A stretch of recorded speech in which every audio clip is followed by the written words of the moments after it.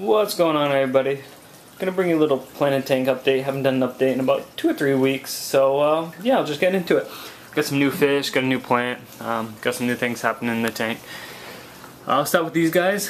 I picked up 5 of these little guys. These are Pistogramma panderinis. They come from Peru. The reason why I got 5, because there was only 5 left in the tank, and they're really good looking for house mole, and they're still a juvenile. Another reason why I picked up 5 of them and I got all of them is because I couldn't distinguish whether they were male or female. I could only distinguish one as being a male, and the other ones I couldn't really tell if they were male or female. So I definitely wanted to get, a pair at least out of it. So I decided to get all of them and see what happened. So I got all 5, and I've kept other dwarf cichlids, I've kept other apistos, and these guys are really, really docile. They're really calm. They're not aggressive towards each other like other apistos that I've kept are. They almost like to school together. I've never seen that before. When I've kept other apistos, it's either been a dominant male and a dominant female together, or they just weren't next to each other at all. And these guys will, school, they'll swim back and forth with each other, they don't harass each other, so I don't know if it's the fact that they're still juveniles, so they still like the company of one another, or what it is, but they're not aggressive whatsoever towards each other, and I really like to see that. And they're really, really cool looking fish, even though they haven't colored up or anything like that, but I just think they're awesome little dwarf cichlids. What else did I want to talk about? I got some pennywort. Oh, before I start with that, when I put these guys in the tank, I don't know if you watched my other videos, I had a crown-tail betta in here, and as soon as I put these little guys in the tank, the betta went to war with them. The betta just started flaring up at them. Now, I don't know why the betta hasn't flared up at any other fish, hasn't harassed any other fish, but the only thing that I can think of is the fact that these little guys have like the same finnage and the same look as like a placket, and when they flare up, they do look like a placket. So maybe the betta thought that it was another betta fish. I don't know, but since then I've removed the betta and he's in another tank right now. What else? Oh, I got some pennywort. Now they must have grown this immersed or had it floating on top at the fish store, because as you can tell, the root system's kind of weird on this, but I've never really kept this plant, so maybe that's how their root system is, but it almost looks like it was floating on top, and there's a flower up there, so I'm guessing that it would have to be immersed, or floating on top, so it could have popped up and grabbed enough CO2, unless it was in a high-end tank with like a bunch of CO2 flowing into it. But yeah, I'm hoping it doesn't die off and melt like other plants do when they get into tanks without high light and high CO2 and all that. Seems to be doing okay. It's been in the tank for about a week, and I've only got a couple pieces dying off, so that's nice. What else did I want to talk about? Oh, these guys right here, my bleeding hearts. That's what, sorry for the glare. That's what I think to be my dominant male, and the camera's just not picking up all the color on him.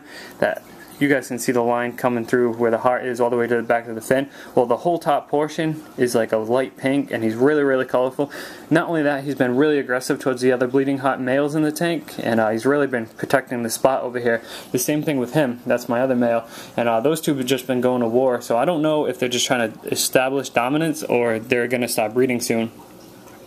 So that'd be cool to see. It's pretty cool watching what's going on in the tank. Not only that, since the last video I've done, I've lost 2 of my bleeding hearts.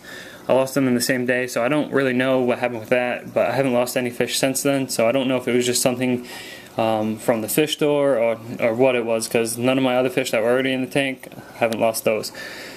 What else? All the crypts are doing well. They're filling in nicely. Now the pygmy chainsword is just going off. It shoots up a new leaf every other day. It has 1, 2, 3, 4 runners that I can see, and I just think that's crazy because this is a low light tank. Doesn't have any CO2 going to it. I do use flourish and root tabs and stuff like that, but other than that, I don't really do anything. I trim the leaves. Maybe that promotes more growth and helps it, but I had this in a highlight tank before with everything, CO2, everything, and it would not grow. Now that it's in this tank, it just grows like crazy. So I'm really excited for that plant. The Massalia hasn't really grown at all. Haven't really seen any new growth. It's basically just died off, to be honest with you. It is a low light and a slow growing plant, but I haven't seen any new growth on it at all. Dwarf sedge hasn't really grown too much. Haven't seen any new leaves pop up. There's a little new leaf on that one, but haven't really seen any major changes with the dwarf sedge. And then the dwarf hairgrass, it's not doing so well. So I think I'm just going to take it out of the tank. It's just kind of floating around. Rather than have it float all over the tank, I think I'm just going to pull it out. The high grow is going crazy. It's almost, this piece is almost at the top. One problem that I'm having with the high grow, I got a lot of holes in my leaf. Now I thought it was a potassium deficiency, because usually if you have a potassium deficiency, your plants will start having holes in them. But since I've noticed it, I've been treating it for potassium, and I haven't seen, you know, the holes stop coming.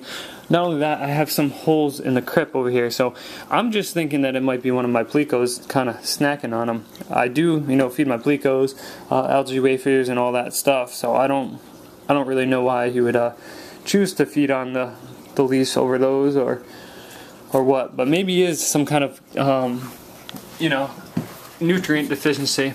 But everything else seems to be kicking and, you know, going pretty well. So I don't really know. If you guys have any ideas or have had problems like that and, you know what's going on, hit me up. Let me know. It'd really help me out. But yeah, that's pretty much for the all done for the update. I don't think there's anything else I wanted to talk about.